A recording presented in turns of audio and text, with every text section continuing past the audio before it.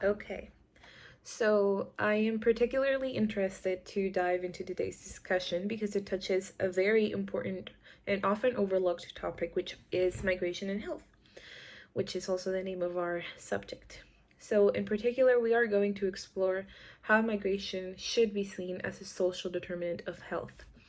So, as a medical student who hasn't yet practiced one on one directly as a doctor, the privilege to study these issues from an academic perspective make you learn a lot, and the more I learn, the clearer it becomes that migration has profound impacts on health that go far beyond the immediate health risks associated with displacement. So, today's video will be a little different than the previous three I've made. I will be breaking down the key concepts from the readings and documentary that I've reviewed this week, and based on the questions that we are assigned, I will reflect on what stood out to me and share my understanding of how this issue connects to my future as a healthcare provider. So we can dive right in. First question is, what are the main points of the readings and documentary? Well, the readings that I reviewed shed light on a very complex relationship between migration and health. It focuses on the fact that migration should be understood not just as a personal or economic event, but it is also a major determinant of health. A social determinant of health is defined as the conditions in which people are born to grow, live, work, and age in. These are factors that shape health outcomes over time. Migration, particularly in irregular, unsafe, and often forced circumstances, brings with it a lot of changes that can have serious and sometimes long-lasting consequences on physical and mental health. The readings identify the multiple phases of migration and how each of them contribute to its own unique set of health risks. The pre-migration phase, the journey or transit phase, and finally arrival and post-arrival.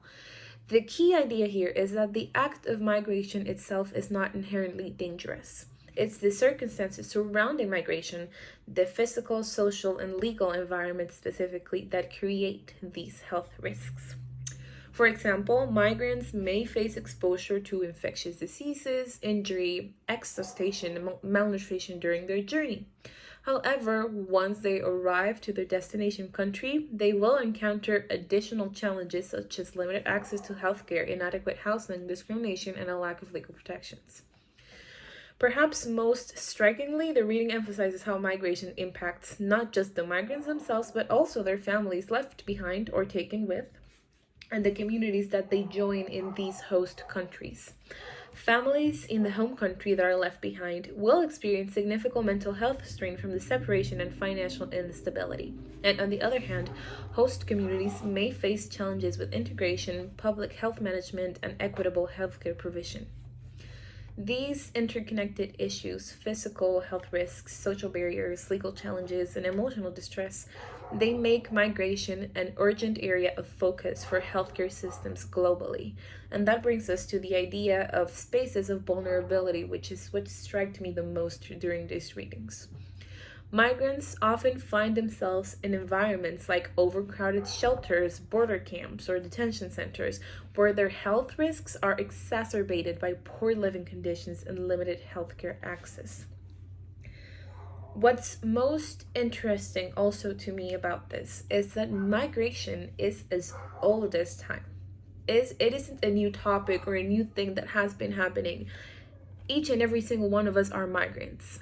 And moving from one place to another doesn't necessarily have to be from continent to continent across the world. We can talk about small changes in cities that are not often not in the best conditions because of a lack of economic stability, primarily, and that leads us to many consequences in our health, which I will be talking about next. So, was anything unclear or confusing? While the majority of the content in the readings was clear, I did find some aspects that are a bit more difficult to understand or integrate, especially, for example, regarding the intersection of migration policies and public health responses. One key point of hard understanding was, for example, how migration policies, especially restrictive ones, can hinder public health efforts.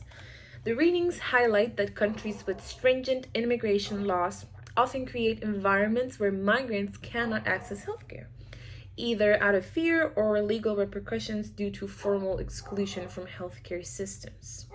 Now, I find it particularly concerning how difficult it is for undocumented people to access healthcare. Now, I understand that migration systems and immigration systems can vary across countries, but it was a little bit unclear how countries with strict immigration laws can justify creating healthcare disparities by limiting migrant access to medical services. Now, as someone who will eventually work within these healthcare systems and who already studies in them, I wonder how future healthcare providers can advocate for migrants' rights to healthcare while also navigating legal and institutional barriers. This is a question I still need to explore further as it directly impacts the way I envision my future role as a healthcare provider. Now, additionally, while the readings do discuss the immediate health risks migrants face, it is curious to learn more about the long-term health impacts, especially the chronic conditions and mental challenges that may develop years after migration. The third question was what was new to me and how did it change how I think or perceive certain things? I will be retaking the topic that I mentioned earlier. One concept that was new and I really not liked but enjoyed the way that it was explained was the idea of spaces of vulnerability. These spaces are essentially specific locations where migrants experience heightened risks to their health.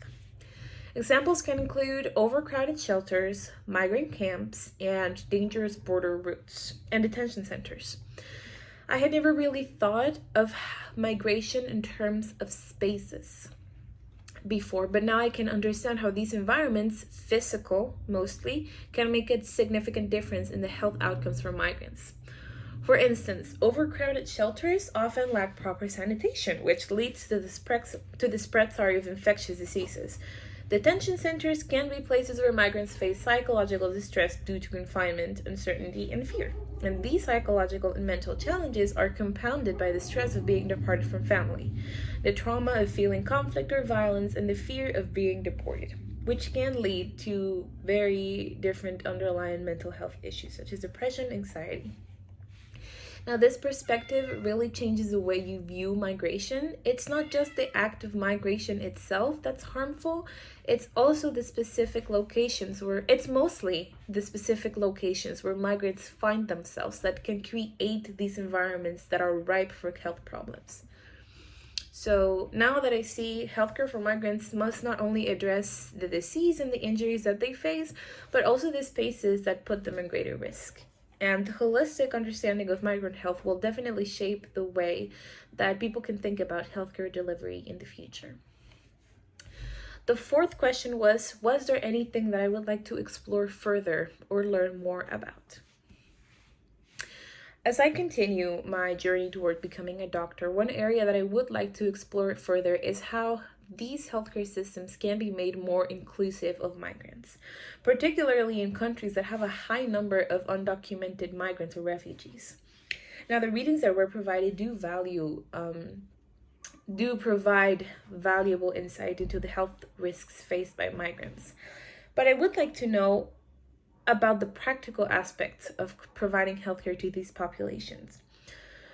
For example, what training and resources do healthcare providers need in order to be more effective in treating migrant patients? Now, migrants face a number of barriers: language differences, culture misunderstanding, and the stress of navigating a new healthcare system, which will make access to healthcare more difficult. So, I would like to understand more about the tools that healthcare providers can use to offer culturally component, compassionate, and effective care to migrant populations. And additionally, I'm deeply interested in the psychological toll that migration takes. While the physical risks to health are more obvious, the emotional and mental health challenges are just as significant, if not even more. Migrants who have been through trauma, violence, or persecution often and will experience severe psychological distress, which can include PTSD, post-traumatic stress disorder, anxiety, and depression. I would like to read more about what mental health interventions have been shown to be effective for migrants, especially those with complex trauma stories. So basically, how can healthcare systems support migrants in coping with these mental challenges while also addressing their psychological needs? Lastly, I would like to answer the last question, which asks us to give a specific example of an aspect or experience in our personal or professional life related to the main topic to show in the readings. Although I haven't yet had the chance to work directly with specified migrant populations in a clinical settings, I did have a related experience last week when we encountered a woman who had migrated from Michoacan to Ensenada on her own with her family. They lived on the streets for years, and what's most important about this is that they resorted to burning tires to keep warm during winter. They would burn a tire in the morning and then they would keep it burning until the sun came down. So this practice, along with other unhealthy living conditions, takes a toll on your respiratory health. They also didn't have the economic stability to be able to afford a water heater, I think it's called, which leads them to be heating up water in the stove, which also exposes them to much more smoke than usual. When she comes to seek health, her condition deteriorated significantly over the years. Now, when she was young, she developed chronic respiratory issues, but she never quite understood why. But the act of burning tires combined with the exposure to smoke, the dust, and other pollutants contributed to long-term lung damage. It wasn't until much later in her life, she's in her 60s now, that her respiratory issues became more evident and she was finally pushed to seek medical attention. Her situation is a striking example of how environmental factors, particularly for migrants, which are turned into people living in precarious situations, can seriously impact on long-term health. Now, this experience highlighted the critical importance of addressing the social determinants of health. It makes you realize how essential it is for healthcare systems to be more proactive in understanding the environmental, social, and psychological factors that affect migrants' health. Migrants, especially those that live in vulnerable situations like this woman, may not have access to proper healthcare, and the conditions that they endure will have lasting effects on their overall well-being. It reinforces the belief that healthcare providers don't only need to worry about treating the symptoms, but also understanding the broader context of a patient's life, especially when they come from backgrounds of hardship and uncertainty. So, I've gone a bit over time, but to conclude, the health of a migrant population is critical, and it's an issue that it's not going to go away, and that has actually been here from the beginning of time. With migration continuing to rise worldwide, it is important that as future and health providers that are now, understand how migration impacts health in absolutely every stage, from the pre-migration phase to the challenges faced in host countries. If we understand how migration works as a social determinant of health, we can and will start to develop more compassionate, inclusive, holistic, and effective healthcare practices that address not only the medical conditions, needs of migrants, but also the social, psychological, and environmental factors that contribute to their overall well-being. Thank you.